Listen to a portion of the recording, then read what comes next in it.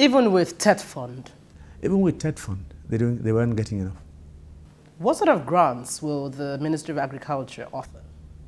Research grants, laboratory equipment, reagents, training, exchange programs with foreign universities. We have offers from 4 countries now: the UK, Brazil, the European Union, the Chinese, the Indians, the Argentinians, all asking if they can do exchange programs with young men and women from here.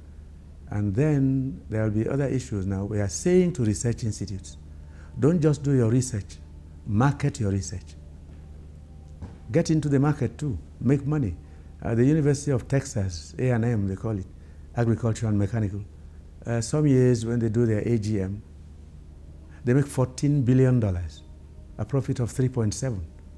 Extension work, soil testing, soil mapping, right?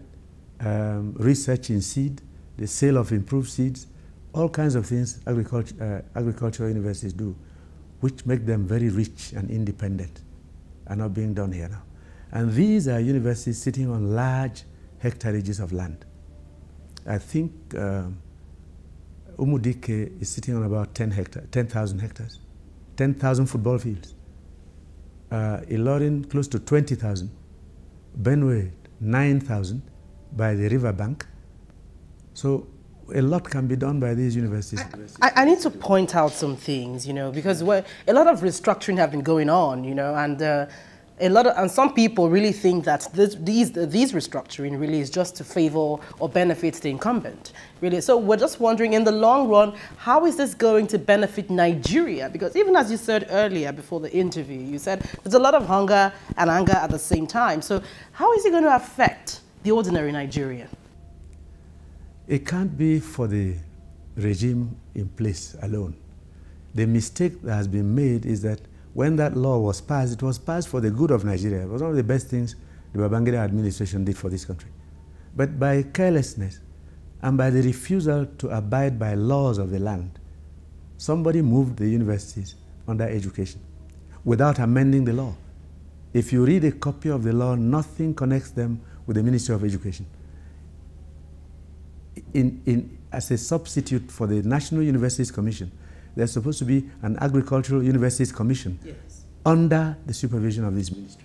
As I understand, it was supposed to be an agency established an authority to regulate. To regulate and monitor, but report to this ministry and respond to the needs and demands of this ministry, depending on what kind of areas of agriculture we want to give emphasis to. We tell them, do this for us, carry out that research, investigate this, and so on.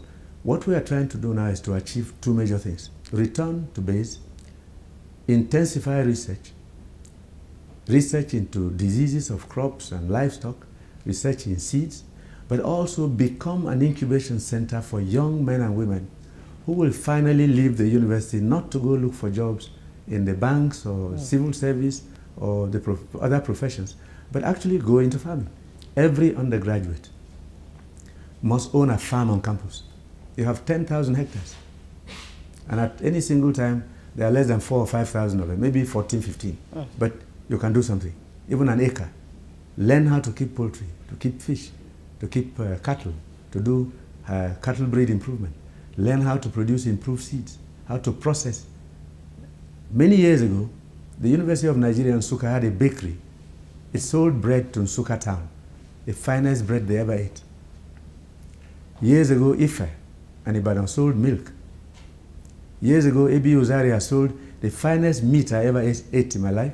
I graduated there and I taught in Zaria. They had a meat lab, incredible meat. All that is gone.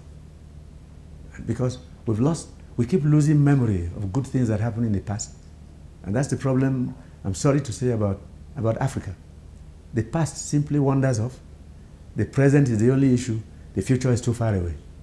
And we make mistakes, and so we walk into the future unprepared for it, without anticipating problems.